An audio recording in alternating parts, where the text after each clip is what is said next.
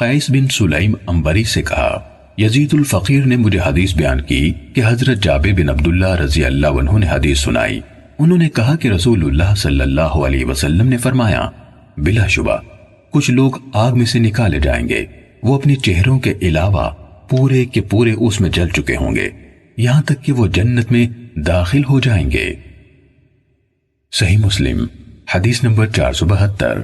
ابو عاصم یعنی محمد بن ابی ایوب نے کہا، مجھے یزید الفقیر نے حدیث سنائی۔ انہوں نے کہا کہ خارجیوں کے نظریات میں سے ایک بات میرے دل میں گھر کر گئی تھی۔ ہم ایک جماعت میں نکلے جس کی اچھی خاصی تعداد تھی۔ ہمارا ارادہ تھا کہ حج کریں اور پھر لوگوں کے خلاف خروج کریں یعنی جنگ کریں۔ ہم مدینے سے گزرے تو ہم نے دیکھا کہ حضرت جابر بن عبداللہ رضی اللہ عنہ ایک ستون کے پاس بیٹھے لوگوں کو رسول اللہ صلی اللہ علیہ وسلم کی احادیث سنا رہے ہیں۔ انہوں نے اچانک لجہنمیین یعنی جہنم سے نکل کر جنت میں پہنچنے والے لوگوں کا تذکرہ کیا تو میں نے ان سے پوچھا، اے اللہ کے رسول کے ساتھی، یہ آپ کیا بیان کر رہے ہیں؟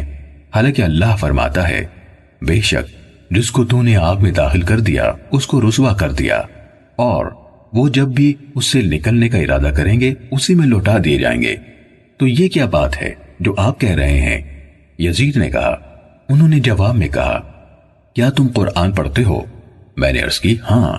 انہوں نے کہا، کیا تم نے محمد صلی اللہ علیہ وسلم کے مقام کے بارے میں سنا ہے، یعنی وہ مقام جس پر قیامت کے دن آپ کو مبعوث کیا جائے گا؟ میں نے کہا، ہاں۔ انہوں نے کہا، بے شک وہ محمد صلی اللہ علیہ وسلم کا مقام محمود ہے جس کے ذریعے سے اللہ تعالیٰ ان لوگوں کو جنہیں جہنم سے نکالنا ہوگا نکالے گا۔ پھر انہوں نے جہنم پر پل رکھے جانے اور اس پر سے لوگوں کے گزرنے کا منظر بیان کیا۔ یزید نے کہا، مجھے ڈر ہے کہ میں اس کو پوری طرح یاد نہیں رکھ سکا ہوں، سوائے اس کے کہ انہوں نے بتایا کچھ لوگ جہنم میں چلے جانے کے بعد اس سے نکلیں گے، یعنی انہوں نے کہا وہ اس طرح نکلیں گے جیسے وہ تلوں کے پودوں کی لکڑیاں ہوں۔ وہ جنت کی نہروں میں سے ایک نہر میں داخل ہوں گے اور اس میں نہائیں گے، پھر اس میں سے کورے کاغذ کی طرح ہو کر نکلیں گے۔ پھر یہ حدیث سن کر ہم واپس آئے اور ہم نے کہا، تم پر افسوس، کیا تم یہ سمجھتے ہو کہ یہ بوڑھا یعنی صحابی حضرت جابر رضی اللہ عنہ رسول اللہ صلی اللہ علیہ وسلم پر جھوٹ باندھ رہا ہے اور ہم نے سابقہ رائے سے رجوع کر لیا؟ اللہ کی قسم، ہم میں سے ایک آدمی کے سوا کسی نے خروج نہ کیا، یا جس طرح کے الفاظ میں ابو نعیم نے کہا۔ صحیح مسلم حدیث نمبر 473۔ ابو عمران اور ثابت نے حضرت انس بن مالک رضی اللہ عنہ سے روایت کی کہ رسول اللہ صلی اللہ علیہ وسلم نے فرمایا، دوزخ سے 4 آدمی نکلیں گے، انہیں اللہ تعالیٰ کی بارگاہ میں پیش کیا جائے گا۔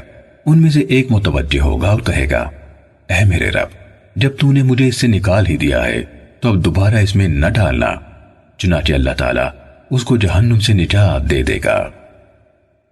صحیح مسلم حدیث نمبر 474۔ ابو کامل فضیل بن حسین جہدری اور محمد بن عبید غباری نے کہا، الفاظ ابو کامل کے ہیں، ہمیں ابو عوانہ نے قتادہ سے حدیث سنائی، انہوں نے حضرت انس بن مالک رضی اللہ عنہ سے روایت کی۔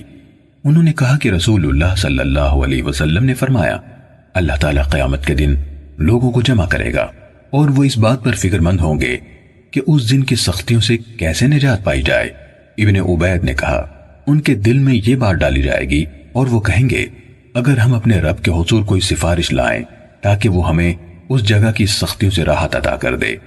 آپ نے فرمایا، چنانچہ وہ آدم علیہ السلام کے پاس آئیں گے اور کہیں گے، آپ آدم ہیں، تمام مخلوق کے والد، اللہ تعالیٰ نے آپ کو اپنے ہاتھ سے پیدا کیا اور آپ میں اپنی روح پھونکی اور فرشتوں کو حکم دیا تو انہوں نے آپ کو سجدہ کیا۔ آپ ہمارے لیے اپنے رب کے حضور سفارش فرمائیں کہ وہ ہمیں اس اذیت ناک جگہ سے راحت دے۔ وہ جواب دیں گے، میں اس مقام پر نہیں۔ پھر وہ اپنی غلطی کو جو ان سے ہو گئی تھی یاد کر کے اس کی وجہ سے اپنے رب سے شرمندگی محسوس کریں گے اور کہیں گے، لیکن تم نوح علیہ السلام کے پاس جاؤ، وہ پہلے رسول ہیں جنہیں اللہ تعالیٰ نے لوگوں کی طرف مبعوث فرمایا۔ آپ نے فرمایا، تو اس پر لوگ نوح علیہ السلام کے پاس آئیں گے، وہ کہیں گے، یہ میرا مقام نہیں، اور وہ اپنی غلطی کو جس کا ارتکاب ان سے ہو گیا تھا یاد کر کے اس پر اپنے رب کی شرمندگی محسوس کریں گے اور کہیں گے، لیکن تم ابراہیم علیہ السلام کے پاس جاؤ، جنہیں اللہ تعالیٰ نے اپنا خلیل یعنی خالص دوست بنایا ہے، وہ ابراہیم علیہ السلام کے پاس آئیں گے تو وہ کہیں گے یہ میرا مقام نہیں ہے، اور وہ اپنی غلطی کو یاد کریں گے جو ان سے سرزد ہو گئی تھی، اور اس پر اپنے رب سے شرمندہ ہوں گے اور کہیں گے لیکن تم موسیٰ علیہ السلام کے پاس جاؤ جن سے اللہ تعالیٰ نے کلام کیا اور انہیں تورات عنایت کی۔ لوگ موسیٰ علیہ السلام کی خدمت میں حاضر ہوں گے، وہ کہیں گے کہ میں اس مقام پر نہیں، اور اپنی غلطی کو جو ان سے ہو گئی تھی یاد کر کے اس پر اپنے رب سے شرمندگی محسوس کریں گے اور کہیں گے لیکن تم روح اللہ اور اس کے کلمے عیسیٰ علیہ السلام کے پاس جاؤ۔ لوگ روح اللہ اور اس کے کلمے عیسیٰ علیہ السلام کے پاس آئیں گے، وہ بھی یہ کہیں گے یہ میرا مقام نہیں ہے، تم محمد صلی اللہ علیہ وسلم کے پاس جاؤ۔ وہ ایسے برگزیدہ عبد یعنی بندے ہیں جن کے اگلے پچھلے گناہ اگر ہوتے بھی تو معاف کیے جا چکے۔ حضرت انس رضی اللہ عنہ نے کہا رسول اللہ صلی اللہ علیہ وسلم نے فرمایا پھر وہ میرے پاس آئیں گے، میں اپنے رب کے پاس حاضری کی اجازت چاہوں گا تو مجھے اجازت دے دی جائے گی، اسے دیکھتے ہی میں سجدے میں گر جاؤں گا، تو جب تک اللہ چاہے گا مجھے اس حالت یعنی سجدے میں رہنے دے گا۔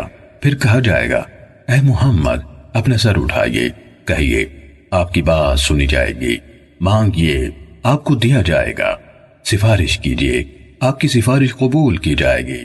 میں اپنا سر اٹھاؤں گا اور اپنے رب تعالیٰ کی ایسی حمد و ستائش بیان کروں گا جو میرا رب عز و جل خود مجھے سکھائے گا، پھر میں سفارش کروں گا، وہ میرے لیے حد مقرر کر دے گا، میں اس کے مطابق لوگوں کو آگ سے نکال کر جنت میں داخل کروں گا، پھر میں واپس آ کر سجدے میں گر جاؤں گا، اللہ تعالیٰ جب تک چاہے گا مجھے اسی حالت میں رہنے دے گا۔